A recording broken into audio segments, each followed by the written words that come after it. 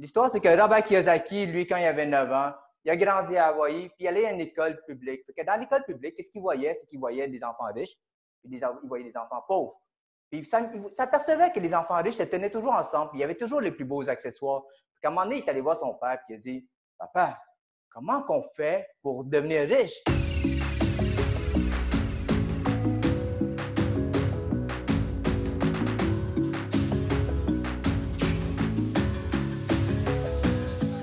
Hey, bonjour tout le monde, bienvenue à notre nouvelle émission Investis en toi. Mon nom est Comnit Bou et je suis accompagné de mon collègue, ami et associé Samuel Lapointe. Salut Samuel! Salut Comnit! Effectivement, Comnit, on part une nouvelle série podcast qui va traiter les aspects super importants de l'investissement immobilier, l'investissement en soi. On dit que l'investissement immobilier, c'est d'investir dans la brique, mais c'est surtout investir en soi. Ça, c'est très important. Donc, on veut traiter de ces aspects-là dans notre podcast. Parce que l'immobilier, justement, pour démarrer en immobilier ou même passer à un autre niveau dans vos projets d'investissement, il y a un aspect développement personnel très important qu'on va traiter justement dans nos podcasts. Super. Puis c'est pour ça que nous autres, notre émission, on va vous parler pour vous donner des suggestions de livres, de revues, de films, d'entrevues. Puis le but de notre émission, c'est vraiment de vous inspirer, de vous instruire, et surtout de vous motiver à foncer dans le milieu, puis de passer à l'action. Est-ce que tu es prêt, Sam? Bien, certain que je suis prêt, comme Nid. C'est quoi que tu as à nous suggérer? Regarde, aujourd'hui, Sam, on va suggérer le livre de Robert Kiyosaki. Je pense que tu avais fait un petit peu la description du livre. Est-ce que tu peux nous faire un peu de la nomenclature du livre? Qu'est-ce qu'on peut voir dans le livre un petit peu? Bien, absolument. En fait, comme Nid, je vais tout expliquer ça. Tout d'abord, on va vous montrer l'image ici du livre. Je ne sais pas si on voit bien à l'écran. Super. C'est Père riche, Père pauvre de Robert Kiyosaki. Robert Kiyosaki, en anglais, c'est Rich Dad, Poor Dad. C'est un auteur et entrepreneur qui est bien établi, dans le fond, qui a écrit plusieurs livres à succès. Et puis, justement, ce livre-là, c'est un best-seller. C'est un best-seller qui s'est vendu à plus de 31 millions d'exemplaires, qui a été traduit dans 51 langues. C'est quand même pas rien. Et bon, c'est un livre, je vous dirais, là, combien de pages je l'ai sous la main, là, je vais regarder vite fait, là, c'est environ 300 pages. Il se fait en différentes versions, soit en papier, pour ceux qui veulent vraiment lire puis toucher le livre. Sinon, il y a la version audio qui est vraiment intéressante, que j'ai d'ailleurs, que je peux écouter dans mon auto un peu partout. Fait que, bref, c'est un peu le résumé, l'explication du livre. Super. Puis, dans le fond, c'est un excellent livre. Je l'ai lu il y a une couple d'années, puis je l'ai encore relu récemment. Puis, Robert Kiyosaki, son histoire est simple. Il va commencer par raconter son histoire un petit peu. L'histoire, c'est que Robert Kiyosaki, lui, quand il avait 9 ans, il a grandi à Hawaï, puis il allait à une école publique. Fait que dans l'école publique, qu'est-ce qu'il voyait? C'est qu'il voyait des enfants riches, puis il voyait des enfants pauvres. Puis il s'apercevait que les enfants riches se tenaient toujours ensemble, puis il y avait toujours les plus beaux accessoires. Puis à un moment donné, il est allé voir son père, puis il a dit, Papa, comment qu'on fait pour devenir riche? Fait que son père, communément, qui appelle dans son livre son père pauvre, son père biologique, il dit, Robert, c'est simple, OK? Il faut que tu ailles à l'école, il faut que tu aies des bonnes notes, il faut que tu vas te chercher un bon diplôme, puis après ça, tu vas trouver un bon emploi, puis après, tu vas avoir un bon salaire. Fait que c'était le conseil que le père de Robert Kiyosaki lui a donné. L'histoire dans tout ça, c'est que Robert, il repart avec ces conseils-là, puis il va voir son ami. Robert, il y avait un ami qui s'appelait Mike dans ce temps-là.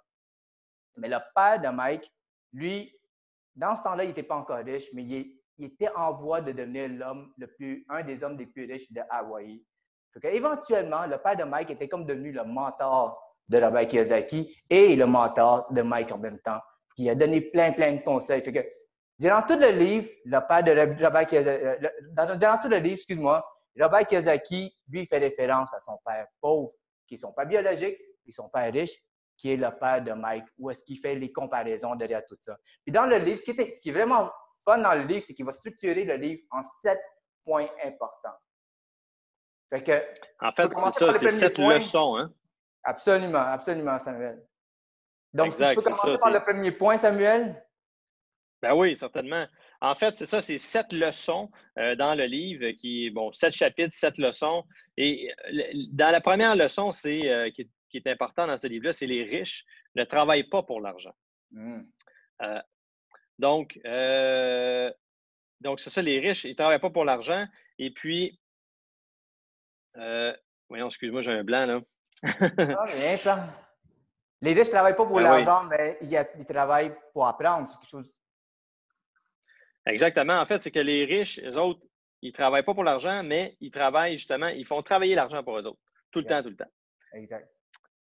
Exactement. Et puis, comparativement au père pauvre, il fait une analogie toujours dans le livre là, avec son père pauvre et son père riche, parce que son père pauvre et riche, ils ont deux façons de voir les choses. En fait, Mm. c'est deux modes de pensée, puis ça revient beaucoup à ça. Il y a beaucoup de thinking en arrière de chacun des deux pères. Puis, c'est ça, le père, comparativement au père pauvre, qui conseille à Mike d'acquérir le père pauvre, lui, il dit à Mike d'acquérir des bons diplômes, de se trouver un bon emploi, de gagner un bon salaire, avec des avantages sociaux, quelque chose de sécurisant. Là. Pour lui, ça, c'est la richesse. Alors que le père riche de Robert, lui, il conseille d'acquérir des actifs qui font en sorte que l'argent va travailler pour lui. Et puis, le meilleur exemple, dans le fond, c'est des immeubles à revenus, exemple de 6 logements et plus, ou les immeubles commerciaux, bref, de l'immobilier qui sont des actifs qui vont générer des revenus. Puis là, bon, il va rentrer dans le livre, là, il va expliquer vraiment les notions d'actifs et puis de passifs, qui en fait des notions super importantes qui passent beaucoup à travers dans le livre. Et puis, donc, c'est ça. Fait que comme net au niveau des compétences financières, peux-tu nous en parler un petit peu? Mais exactement, parce que dans le fond, le livre, le deuxième point qui est vraiment important à comprendre, qu'est-ce que Robert Kiyosaki nous essaie d'expliquer, Mm-hmm. c'est oui, acquérir des actifs, mais il y a d'autres compétences qu'il faut que tu acquérisses aussi. Donc, avoir une bonne compréhension financière. Puis, qu'est-ce qu'il dit dans le livre? Il y a une phrase qui dit, c'est pas combien que tu fais, mais combien que tu gardes finalement dans tes poches. Puis c'est ça qui est vraiment la différence que lui, il comprend. Ouais. C'est il y a la différence entre l'actif et le passif. Puis lui, il simplifie ça au maximum. C'est quoi un actif pour Robert Kiyosaki? Un actif, c'est qu'est-ce qui fait que l'argent rentre dans tes poches. Mais le passif, Mm-hmm. c'est qu'est-ce qui fait que l'argent sort de tes poches. Donnez un exemple super simple, OK? Une voiture. Robert Kiyosaki, lui, il voit ça comme un passif parce que la voiture fait juste sortir l'argent de tes poches. En Tandis plus, ça perd de que, la valeur. en plus que ça perd de la valeur, exactement. Tandis qu'une bâtisse à revenu, disons que tu achètes, je vais reprendre ton exemple de la bâtisse, de l'investissement Mm-hmm. immobilier, un 6 logements, tu vas mettre, ça t'a coûté 600 000, tu vas mettre 100 000 de mise de fonds, tu fais tes calculs, ça te ramène 5 000 par année, disons, juste en cash flow. Bien, lui, il voit juste en cash flow. Il dit, mais ma bâtisse, j'ai mis 100 000, il prend de la valeur, mais ce 100 000-là va faire en sorte qu'il y a de l'argent qui va rentrer dans mes poches. Donc, il Mm-hmm. simplifie ça au max. On ne parle même pas d'état financier quand il parle de compréhension financière. Il comprend juste que qu'est-ce que j'achète va me faire rentrer ou sortir l'argent dans mes poches. Deux points. Ça, c'est un point qui met beaucoup, beaucoup d'emphase là-dessus. Fait que c'est ça. Exact. On peut passer au troisième point, je pense, qui est aussi important que le deuxième, Samuel. Ah, effectivement. Ben, en fait, c'est ça qui est fun dans ce livre-là. Là. Tu lis le livre, là, je l'ai dévoré, soit dit en passant. Là. Ah oui. Tu vois, je me suis remis un petit peu dedans parce que bon, je l'ai lu, ça fait un certain moment, puis je me suis remis dedans pour faire notre podcast, pour qu'on ait sorti les points importants du livre. Puis, genre, ça, ce livre-là, là, justement, focusé sur les actifs qu'on aime, là, ça, moi, c'est ce qui m'a frappé en tout cas, une des parties qui m'a frappé le plus dans ce livre-là, il parle, dans le fond, qu'il faut développer et grandir ses actifs, puis ça devrait être ta fondation financière, en fait. Robert il explique au chapitre 3 du livre que nous devons aussi focuser sur des actifs qu'on aime, puis qu'on devrait vraiment qu'on devrait travailler la majeure partie de notre vie à s'occuper de nos affaires. S'occuper de nos affaires et pas celles des autres. Mm-hmm. Donc, exemple, euh, s'occuper de celle des autres, c'est quand un banquier, exemple, travaille pour une banque, bien, il travaille pour la banque. Mais Ouais. si ce banquier-là, il prend son travail, puis il prend ses bonus, puis ses excédents pour se développer dans son entreprise en parallèle, il est employé, il travaille, mais à travers ça, il veut se développer personnellement. Puis moi, quand j'ai lu ce livre-là, ce chapitre-là, il m'a frappé, puis c'est exactement ce que j'ai décidé de faire. À cette époque-là, quand j'ai lu le livre, je n'étais pas courtier immobilier. J'étais dans un autre domaine. Mm-hmm. Puis, mais l'immobilier m'intéressait. Donc, ce que j'ai fait, c'est que j'ai pris mon temps que j'ai changé mon temps pour de l'argent à l'époque. Puis, tout mon excédentaire de temps, parce que c'était pas une question d'argent, c'était vraiment mon temps que je mettais dans mon énergie pour devenir courtier, puis me consacrer vraiment à l'immobilier. Fait que j'ai vraiment appliqué les méthodes de son livre. Et puis, tu sais, combien de gens qui ont créé aussi des fortunes financières dans l'immobilier qui sont partis exemple, d'un simple triplex. Ça aurait pu être quelqu'un qui travaille, je ne sais pas, moi, chez Bombardier, qui fait quand même un bon salaire, puis qu'à travers ça, il veut se développer son entreprise de l'immobilier, qu'il achète un triplex. Puis il y a tellement de gens qui ont fait ça, qui ont acheté des triplex, qui ont généré l'équité, qui ont acheté les plus grands projets d'immobilier.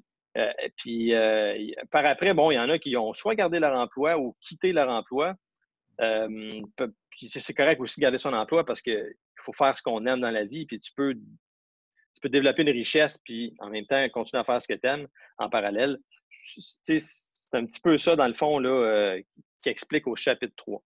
En gros, là... il parle de grossir l'actif, c'est à partir de quelque chose. Puis l'immobilier, oui, c'est ça. L'outil idéal actuellement pour grossir puis focusser sur les actifs. La création de richesse, je pense. Hein. Exact. Le titre, c'est ça, c'est « Occupez-vous de vos propres affaires ». Ça, c'est le chapitre 3.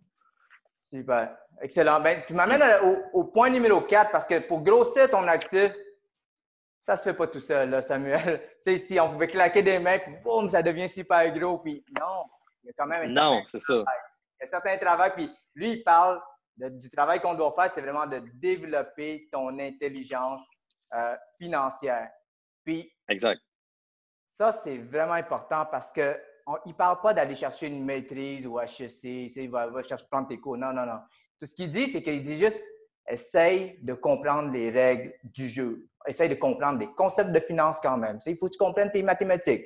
Il faut que tu sois capable de faire tes calculs. Comprendre la comptabilité. Un bon comptable qui puisse t'expliquer les choses actuellement. Comprendre comment fonctionne le marché immobilier. Donc, dans quel marché c'est chaud. Comment aller le chercher, comment optimiser tout ça. Comprendre les lois aussi. Donc, tu sais, essaye vraiment de connaître un peu de tout. C'est ça qui vraiment qui explique Robert Kiyosaki, les règles du jeu, l'environnement. Puis, si on suit les conseils de Robert Kiyosaki par rapport à développer son intelligence financière, je te dirais, je te donnerais comme conseil, puis à tous nos auditeurs, écoutez les podcasts qu'on met en ligne de PMML. Écoutez, moi, je les ai tous dévorés. Ils sont tellement bons. On vous donne des conseils sur les hypothèques. On vous donne l'information sur la fiscalité. On vous donne l'information sur les négociations.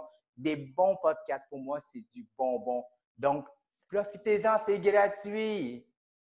Puis là, on a un nouveau podcast qui est le nôtre, que là, on commence avec justement un bon livre là, qui est Rich Dad Poor Dad, beaucoup de gens l'ont lu, puis il y a beaucoup de gens qui vont justement l'apprécier. Puis ça va peut-être changer leur vie même, leur façon de voir les choses. Puis c'est ça qu'on veut faire avec notre podcast, c'est justement d'amener un autre type de contenu, plus au niveau du développement, soit financier, développement personnel. C'est vraiment important, ça, là. Absolument. Que ça nous amène au point numéro 5, Samuel? Absolument. Leçon numéro 5 de Robert Kiyosaki. Les riches voient les opportunités. Ah, ouais. En fait, puis Robert, il dit, souvent dans le monde réel, ce n'est pas les plus intelligents qui prennent les devants, mais les plus audacieux. Et puis ça, ce chapitre-là, là, il est marqué de plein de bonnes citations, beaucoup de phrases qui vont changer ta façon de voir les choses, qui font réfléchir. Tu sais. Puis il dit, la majorité des individus ne connaissent qu'une seule solution, travailler dur, économiser et emprunter. Ça, là, ça revient tout le temps. Moi, personnellement, il parle beaucoup de mentalité riche, mentalité pauvre. Ça en est une mentalité pauvre, selon moi.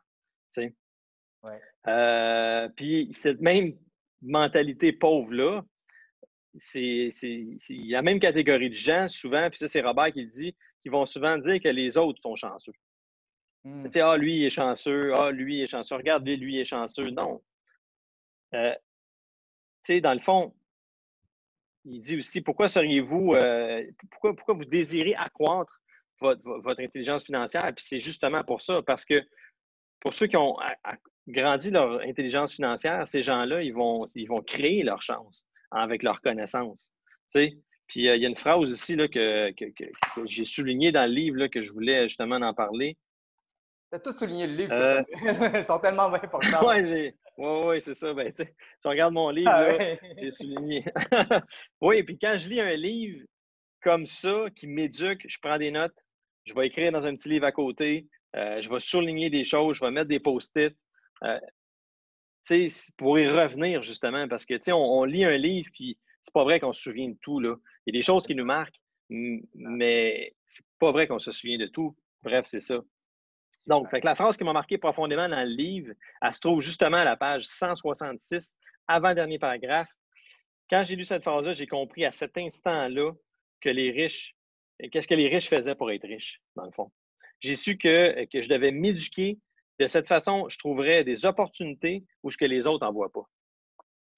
Et puis, il y a une autre notion importante aussi dans ce chapitre-là qui dit plus vous pensez que l'argent est réel, plus dur vous travaillerez pour l'argent. Ça, là, c'est comme une brique qui m'est arrivée dans le front. Comment on pourrait expliquer ça? Ben, je pourrais donner un exemple. J'ai un bon exemple pour ça qui est en fait l'effet levier.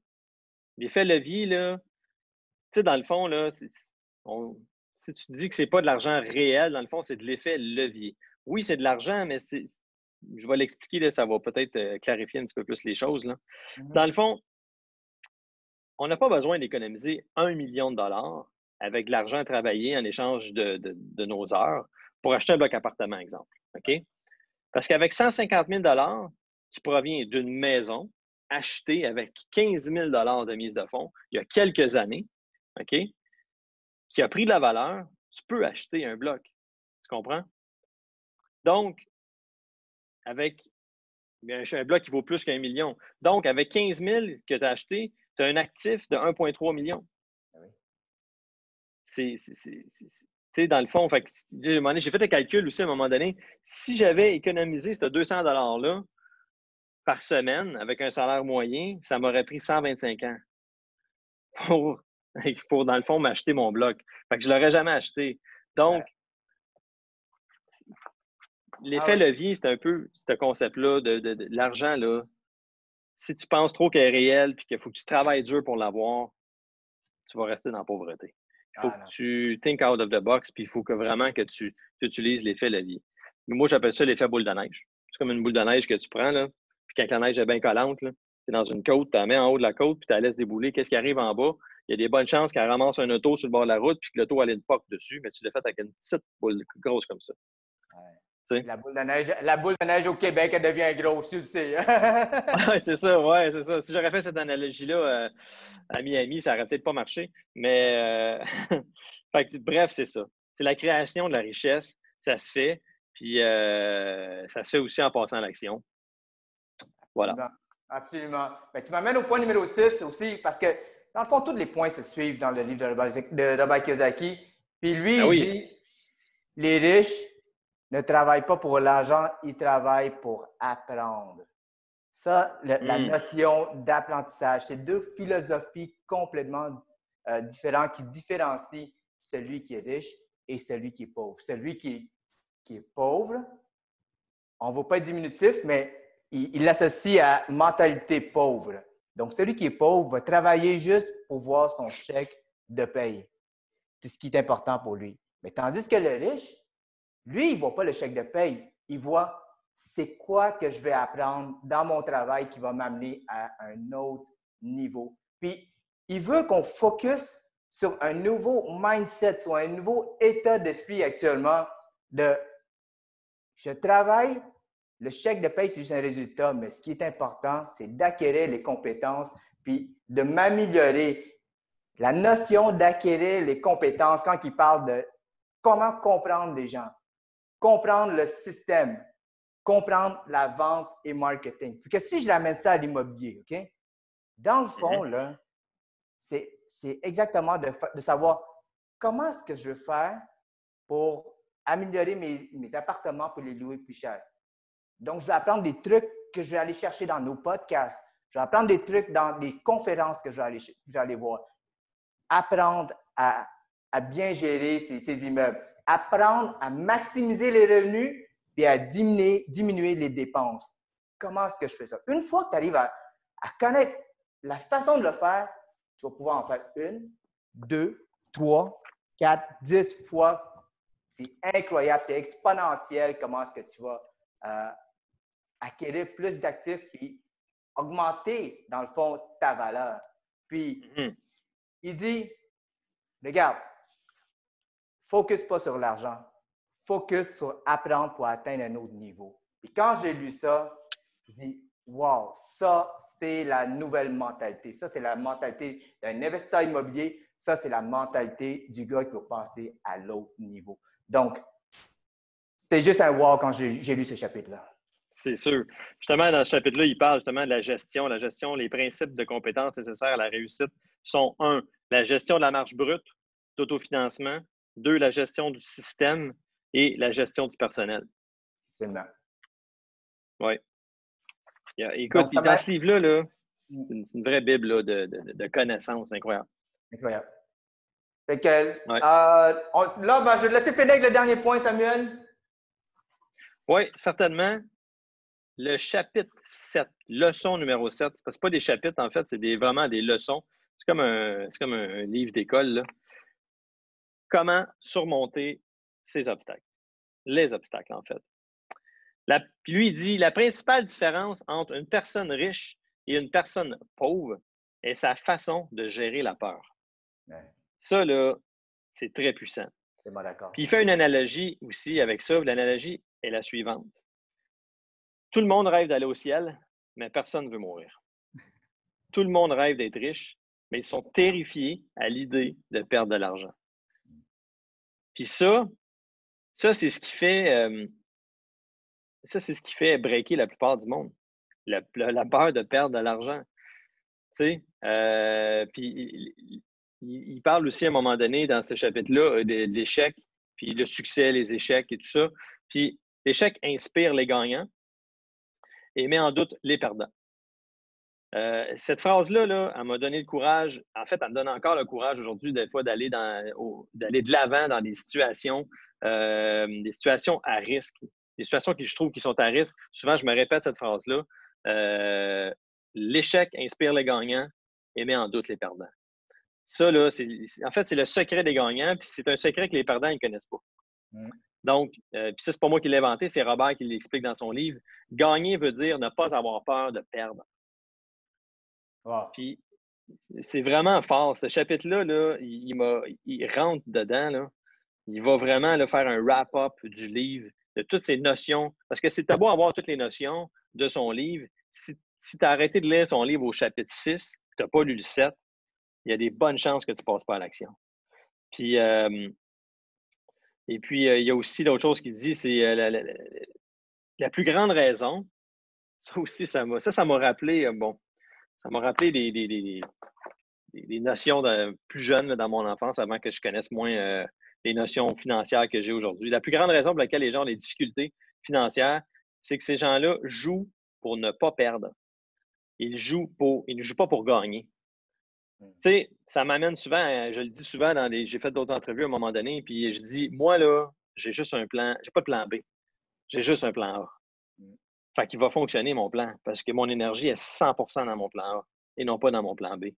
Si tu vois un immeuble, puis selon toi, il fait du sens, les chiffres fonctionnent, puis tu rentres dans cet immeuble-là, puis tu te dis, moi, mon plan va fonctionner, ça va fonctionner. Tu vas aller rechercher l'équité que tu pensais que tu allais avoir à aller chercher dedans, puis tu vas faire un deal. Tu sais? Fait que bref, tu sais, les principes que j'applique aujourd'hui dans ma vie proviennent en partie de ce livre-là. Et le chapitre 7, comment surmonter les obstacles, est selon moi le moteur, si tu veux, le gaz dans tout ce qu'il nous a donné au début. C'est comme mettre du gaz sur le feu, là, ça l'explose une fois que tu as lu ce chapitre-là. Il dit aussi, si vous avez peur de perdre et que vous aimez le risque, c'est pas ça qu'il dit. Il dit aussi, si vous avez peur de perdre et vous n'aimez pas le risque, vous avez le droit. Ça, c'est correct. C'est pas tout le monde qui aime perdre, puis qui aime prendre des risques, puis c'est correct. T'sais. Par contre, il dit, il dit, prenez pas de risque si vous avez vraiment peur de perdre. Par contre, il suggère de commencer à économiser très tôt parce que ça va être long. Ça va être long avant d'acquérir une certaine liberté, ça va prendre du temps. T'sais.